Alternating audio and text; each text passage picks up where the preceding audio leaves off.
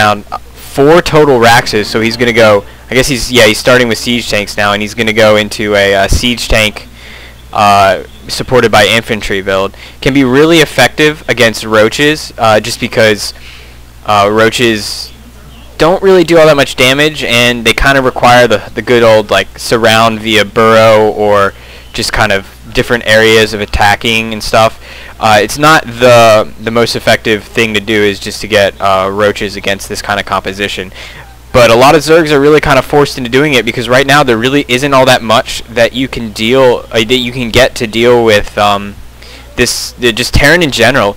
The whole problem is that if you try and tech up to Broodlords, you're going to die before that, because Broodlords cost so much of a time and money investment that any army you have in the meantime is just going to be weak. And if you instead try and get Mutalisks, he can counter Mutalisks with a couple Thors and some, well-placed turrets, and all the pros, as you can see right now, know to get turrets whenever they reach that critical point. Oh, this poor little SCV is stuck back here. He's saying, why'd you build that engineering bay right there? That's sad. He said, I'm safe, but I want to be back on the field. Oh, and this SCV right here is just kind of chilling, guarding the top ledge here. So it looks like the STC is going to move out. And see, this is the kind of composition that roaches are pretty good at dealing with. But he needs that creep, and he needs that Gluealy Reconstitution. I think he has the Gluealy Reconstitution. Yes, he does. I would like to see Tunneling Claws. There haven't been any massive turtling moves by the Terran so far, so he's not throwing down turrets everywhere. I'd like to actually see him. There's a turret right there. It's a wonderfully placed turret. So this is the power of Terran on this map. It's a great map for Zerg, just because you can do this whole expansion thing here. But the problem is that you can't really ever control this base against Terran, because you can put a tank right here, you can put a tank right here, you have this tower, it shows you all of this area, and you can just completely destroy any dronage that's going on at the main expansion, or the main high yield minerals. So we have, looks like a Baneling drop getting prepared.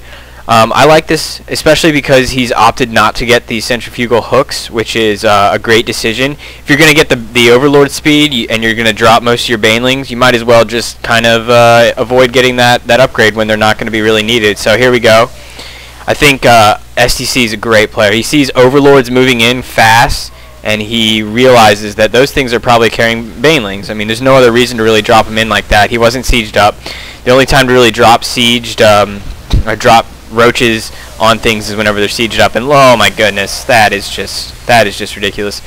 But once again, the power of Mech just kind of backing up with those Marines, knowing they were the main focus of his attack, allowed him to let his siege tanks, which are all separated and spread out, just die. I don't know, look at that, picking up that siege tank just to make sure it didn't die, so this other siege tank could kill it, and he's going to immediately repair it and then set up his contain once again, or not his contain, but his defenses. And now this base is really well defended. He knows that his opponent isn't going for a crazy air, which I think he actually should be doing eventually. He's got the Spire out now, but he hasn't teched up. He doesn't even have an infestation pit, which I think is a bit of a blunder. You really need to be getting that infestation pit out as soon as possible. He is going to be dropping over here, not really sure. He's got some Hydras in there, some Zerglings, no Banelings in here. Minerals here are kind of low, so unless he takes out these tech structures here, I don't think it's going to be too effective. And this sensor tower here is going to pick up on this entirely. He's already going to have siege, or tank siege right here, and he's going to lose. He doesn't lose any units in the Overlords, but he's going to lose most of his Overlords here. It's always oh my goodness, this is a great play.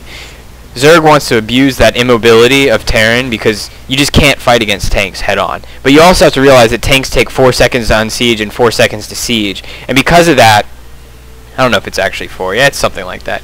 Because of that, he's going to try and come in and drop here and take out this base when the tanks are over here defending this one. And if he's got all his money investment here, so he really has to defend this. But if he loses this, he can't reinforce. I mean, it's just kind of it's like a two-pronged attack, except you don't actually have to attack in 2 places. You just have to know where his defenses are and go the other place. If you force him to defend everything at the same time, then his defenses are going to be so weak in every area you can just go anywhere. But in order to counter that, STC, sorry, OGSTheSTC, is using these medevacs not to carry around his infantry, but actually to carry around his tanks like they're just regular old dropships, and that's actually great because it completely negates all the immobility. Well, it doesn't completely negate; they still have to unsiege, but medevacs are much faster than siege tanks, and they can get them into place. And that, combined with this excellently placed sensor tower, is really helping him to prevent this like vulnerability right here from being taken out. He's even got some Marines posted here. They're a really cheap unit that you don't really need in your main force all the time. Oh, and we got these siege tanks are just going to do wonders against these Hydras. And you can see, like, he's going to lose these tanks, but it's going to be a clear win for the STC just because of the fact that, oh, maybe not, actually. He's kind of getting owned here. It looked like it could be a clear win, but I was wrong. Anyway, I feel like whenever you go in on siege tanks that are sieged up, you're always going to take a mineral cost loss, or, you know, a money loss, because he probably lost 10 Hydralisks there. So we are seeing some really epic drops from Zerg player, and he's on 5 bases now. This one isn't really mining, but it's just already prepared for whenever, I guess, this one runs out of workers. It's a really good thing to do. Is you don't always want to think about, oh, I have, you know, 3 bases up and I've got minerals in all of them. I don't need any more bases. Or I have 1 base up and I've got minerals at it and I've got the perfect amount of workers.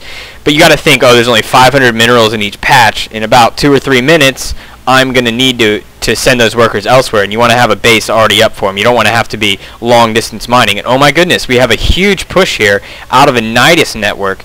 It's a great place for a Nidus network. I would like to see him attack this base. It's so vulnerable right now, but he's just going to go for the heart of the Terran player.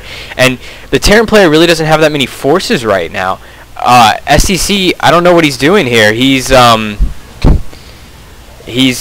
really invested heavily into tanks, and the problem with tanks is that they're great, but whenever, you know, you get abused for their immobility, they just lose. And it looks as though, oh, and there's the GG. He just realizes how far behind he was. He had Mutalisks in this base here, completely taking out the high yield minerals. He had only 1 base mining, no gas even over there, and this force looked like it would probably be able to at least hamper this mining for a long time, and he had all these bases up. So great game there from OGSFruitSeller, and not too bad from the STC. I really liked his medevac into tank, like, you know, movement and defending this attack here. Just a little too much mobility from the Zerg, and that right there is definitely an exercise in learning how to beat the Terran mech player, at least Terran siege tanks, with Zerg. So we're going to go right into the 3rd game here.